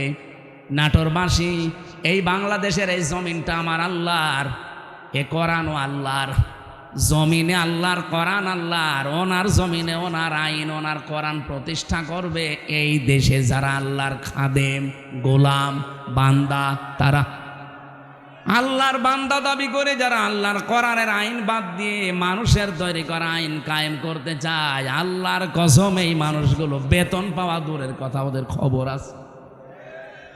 বিকাল 5টা পর্যন্ত আমাকে এই জমিনে টিকে থাকা লাগবে। বিকাল 5টা মানে জীবনের শেষ দিন। এক কথা বলছেন এখন, বিকাল 5টা মানে জীবনের শেষ দিন, কারণ আমার একটা বেতন পাওয়ার সময় আসবে। আমার যখন চোখ বন্ধ হয়ে যাবে, ওয়াবুদ রাব্বাকা হাত্তা ইয়াতিয়াকাল ইয়াকিন, আল্লাহ বলেন ওই পর্যন্ত ইবাদত করতে থাকো, আমার দিনের সাথে লেগে থাকো যতদিন ইয়াকিন না আসে। ইয়াকিন মানে না, ইয়াকিন মানে মৃত্যু।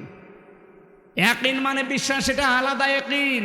আর এখানে ইয়াকিন মানে মৃত্যু, মরণ যতদিন না হবে ততদিন পর্যন্ত দিন কায়েমের জন্য আপনাকে টিকে থাকা লাগবে।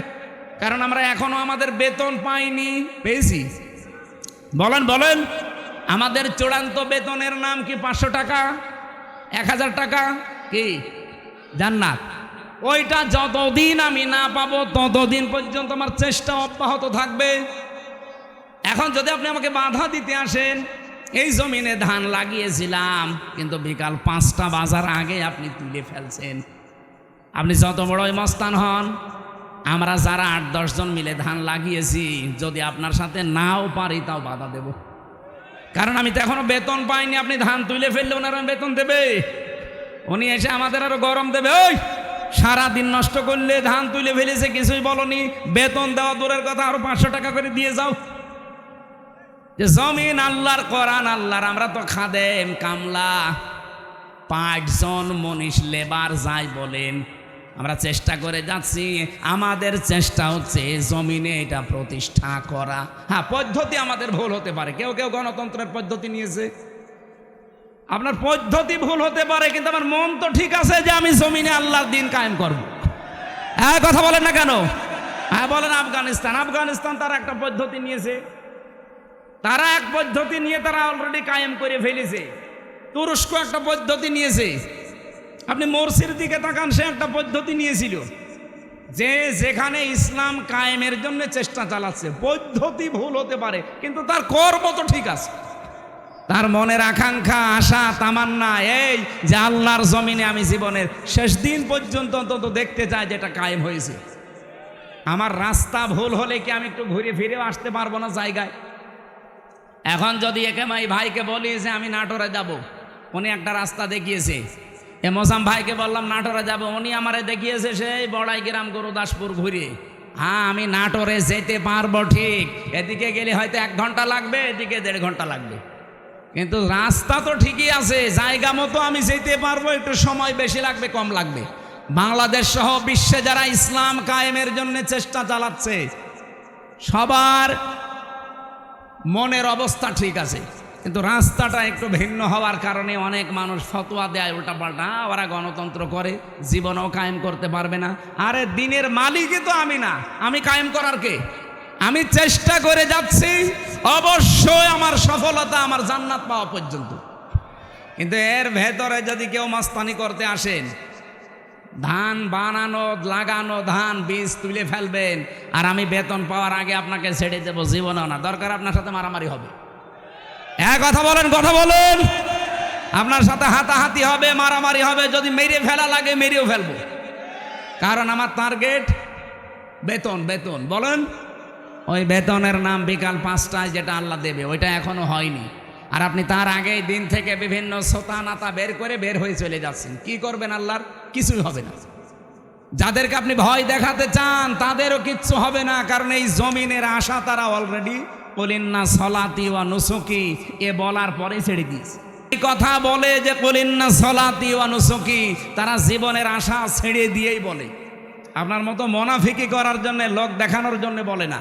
যারা এগুলো বলতো এতদিন, তারা কিন্তু অলরেডি আল্লাহর দিন থেকে বিভিন্ন সোতা নাতা বের করে, বিভিন্ন কথা ধোয়া তুলে তারা চলে যাচ্ছে।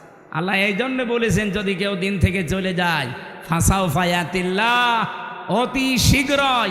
যারা আরবি জানে সাউফা শব্দটা আল্লাহ কেন ব্যবহার করেন, সিন সাউফা কদ লাম এরকম 13টা শব্দ আছে। কোন সেন্টেন্সের আগে যদি আসে বাংলা অর্থ দাঁড়ায় খুব তাড়াতাড়ি। আল্লাহ বলেন যদি কেউ দিন থেকে মুখ ফিরিয়ে চলে যায় আমি শুধু দেখবো, দেখার পরে অতি তাড়াতাড়ি ইয়াতিল্লাহু বিকৌমিন, একটা দল তৈরি করে দেব। ইউহিব্বুহুম ওয়া ইউহিব্বুনাহু, তারা কি আমি আল্লাহকে ভালোবাসবে, আমি আল্লাহও তাদেরকে ভালোবাসবো। তাদের গুণাগুণ কি হবে? এই যে আল্লাহর দলের বৈশিষ্ট্যগুলো বলতে আল্লাহ এই কথাগুলো দিয়েছেন। রব্বুল আলামিন বলেন তাদের গুণাগুণ হবে প্রথমত 3টা, আজিল্লাতিনা আলাল মুমিনিন আইজ্জাতিনা আলাল কাফিরিন। তারা নিজেদের প্রতি মমিনের প্রতি হবে রহমদিল, কিন্তু কাফেরদের প্রতি হবে তারা কঠোর বজ্রমুঠো। বাংলাদেশে আজ দেখান একটা দল কিন্তু অলরেডি আল্লাহ তৈরি করে দিয়েছে, যারা নিজেদের প্রতি এত রহমদিল, নিজের আপন ভাইয়ের সাথেও তাদের এত ভালোবাসা নেই। আমি আমার নিজেরটাই বলছি ভাই, আল্লাহর কসম আপনাদের এই যে মোজাম্মেল ভাইয়ের বাড়ি নাটোরে, আমার বাড়ি কুষ্টিয়া, ওনার সাথে আমার আত্মীয়তা নেই, রক্তের সম্পর্কও নেই। ওনার আমি শুধুমাত্র ভালোবাসি একামতে দিনের কারণে। আর এই ভালোবাসা মহাব্বতটা আল্লাহ নিজে পয়দা করে দিয়েছে। কারণ যখন আল্লাহর দিন থেকে মানুষ মুখ ফিরিয়ে নেয় তখন একটা দল আল্লাহ নিজে তৈরি করে দেয়। ওই দলের প্রথম বৈশিষ্ট্য তারা নিজেদের প্রতি রহমদিল হয়, মহাব্বত ভালোবাসা তৈরি হয়, কিন্তু কাফেরদের প্রতি তারা কঠোর। আপনি একটা আল্লাহর বিরুদ্ধে অবস্থান নিয়ে দেখেন, নাটোর কুষ্টিয়া পাবনা থাকবে না। একামতে দিনের কর্মী যারা কুষ্টিয়াও যা চট্টগ্রামও তাই, সব একবারে রাস্তায় নেমে আসবে। কারণ কাফেরদের প্রতি আমাদের কঠোরতা এটা তৈরি করে দিয়েছে কে? আপনি অন্য কিছু খেয়াল করে দেখেন, তারা নামে কিনা জীবনও পাবেন না। ইউজাহিদুনা ফি সাবিলিল্লাহি ওয়া লা ইয়াখাফুনা লাওমাতা লাইম। তারা আল্লাহর দিন এই জমিনে প্রতিষ্ঠা করার জন্যে জিহাদ করবে, সংগ্রাম করবে, চেষ্টা চালাবে, পরিশ্রম করবে, প্রচেষ্টা করবে, কিন্তু কোনো ওয়ালা ইয়াখাফুনা ভয় পাবে না, লাওমাতা লাইম কোনো তিরস্কারকারীর তিরস্কারকে তারা পাত্তা দেবে না। আমি যেই দিন থেকে কুলিন্না সলাতি ওয়া নুসুকি ওয়া মাহইয়ায়া ওয়া মামাতি লিল্লাহি রাব্বিল আলামিন বুঝে বুঝে পড়েছি, ওই দিন থেকে কে আমার পেছনে লেগেছে, গিবত করে, আমার উপরে আন্দাজে দোষ চাপায়, কোনো কিছু আমার মনে আর স্থান নেই। আমার মনে হয় এই দেশে যারা একামতে দিনের কর্মী, আল্লাহর কসম তাদেরকেও আপনি এইভাবেই পাবেন, কোনো তিরস্কারকারীর তিরস্কারকে তারা পাত্তা দেবে। আমাকে রাজাকার পর্যন্ত বলা হয়েছে, কিন্তু আমি কি রাজাকার? আমার 33 বয়সে যদি রাজাকার হয়, কিন্তু এই কথা বলে আপনি দাবিয়ে রাখবেন, আপনি বলবেন ও শিবিরের রক্ষাটা কর্মী, এই কথা বলে দাবিয়ে রাখবেন, ও জামাত ইসলাম করে, ও চরমনার মুরিদ, এই কথা বলে দাবিয়ে রাখতে পারবেন না। কারণ কোনো তিরস্কারকারীর তিরস্কারকে আমি থোড়াই কিয়া পাত্তাই দেই না। এই গুণটা তৈরি করে দিয়েছে কে? আল্লাহ বলেন যালিকা ফাদলুল্লাহ, এটা আল্লাহর অনুগ্রহ, যাকে তাকে আল্লাহ দেয় না। ইউতিহি মাইয়াশা, যাকে আল্লাহ ইচ্ছা করে তাকে দেয়। সুতরাং এই বাংলাদেশে আল্লাহর দলের বৈশিষ্ট্য 3টা পেলাম। তারা নিজেদের প্রতি রহমদিল হবে, কাফেরদের কোনো বিধান যদি দেখে, কাফেরদের কোনো কাজ কারবার দেখলে তারা বজ্রকণ্ঠ হয়ে যাবে। এতদিন পর্যন্ত যত সংস্কার এসেছে, কোন সংস্কারে বাংলার মুসলমানেরা বাধা দেয়নি, দিয়েছে না? দেয়নি। কিন্তু নারী কমিশন 13টা রিপোর্ট দেওয়ার পরে আমরা বাধা দিয়েছি কেন? কারণ তারা শুধুমাত্র সংস্কার করে না, তারা আল্লাহর কোরআনে হাত দিয়েছে। আর এই জায়গায় তখন আমরা এক হয়ে গেছি।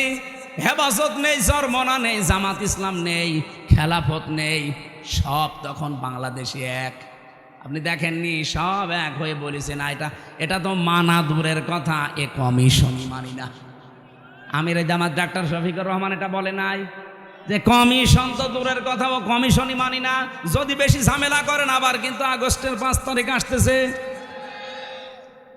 এটা তো আমরা এই এতদিন পর্যন্ত যত সংস্কার করেছেন কোনো জায়গায় বাধা দেয়নি, কারণ ওই জায়গায় আল্লাহ রাসূলের বিরুদ্ধে পাইনি। এবার পেয়েছি সরাসরি আল্লাহর বিরুদ্ধে। যেন আজিল্লাতিন আলাল মুমিনিন আইজ্জাতিন আলাল কাফিরিন। আমরা নিজেদের প্রতি ভালোবাসা, মহাব্বত, স্নেহময় স্নেহশীল আছি।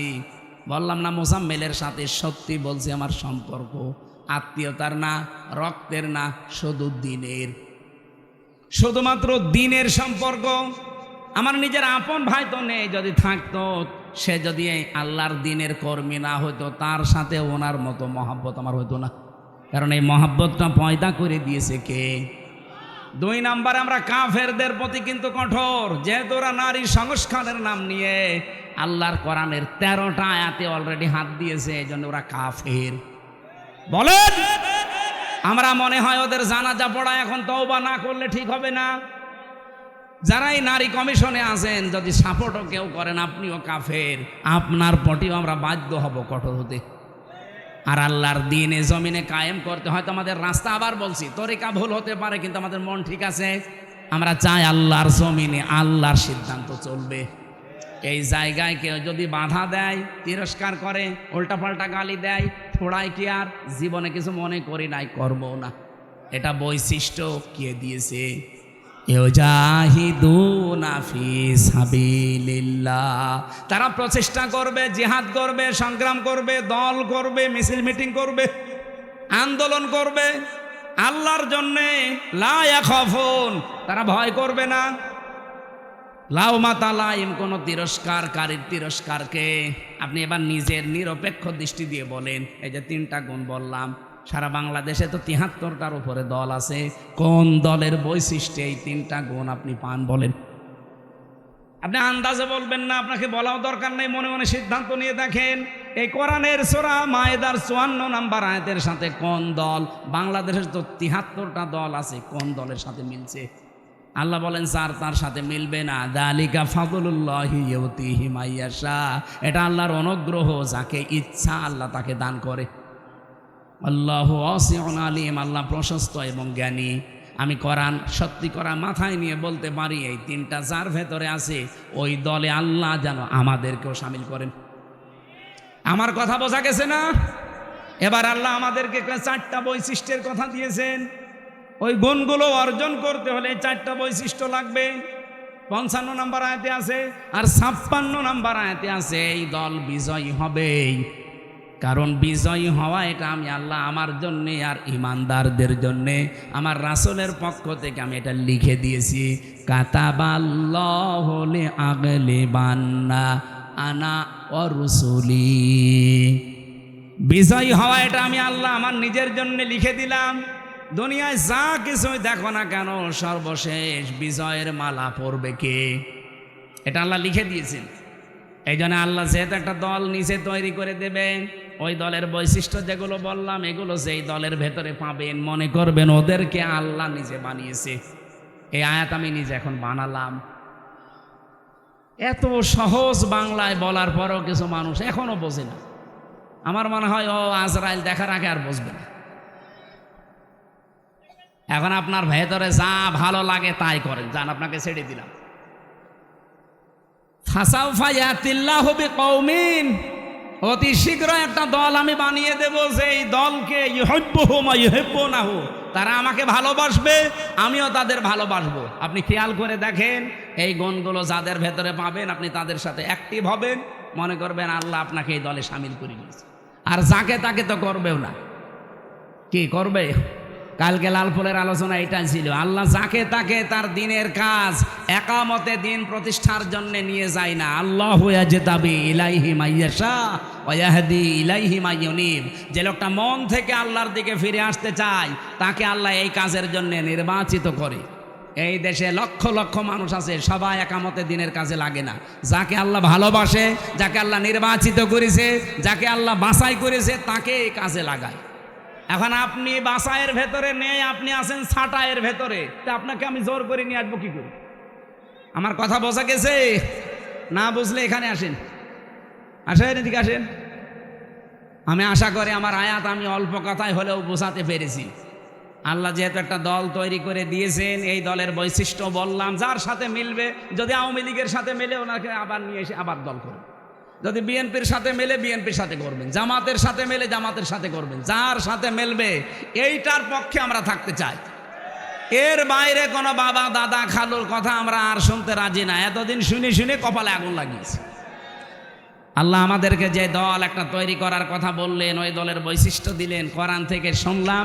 এই দলে অন্তত দয়া করে আমাকেও যেন সামিল করেন, আমাকে যেন বাছাইয়ের ভেতরে রাখেন, ছাঁটাই করে না দেন।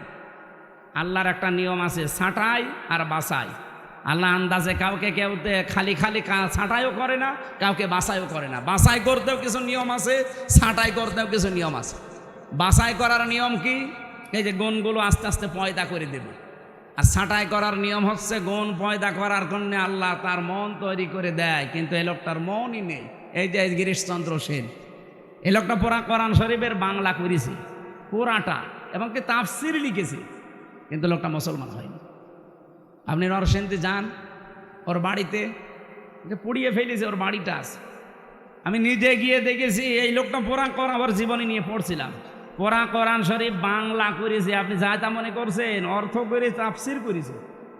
আর তাফসির যারা করে, যারা যারা এখানে বসে জিজ্ঞাসা করেন, এক একটা শব্দের কমপক্ষে একাধিক, অন্তত 3টা শব্দের অর্থ তো জানাই লাগবে।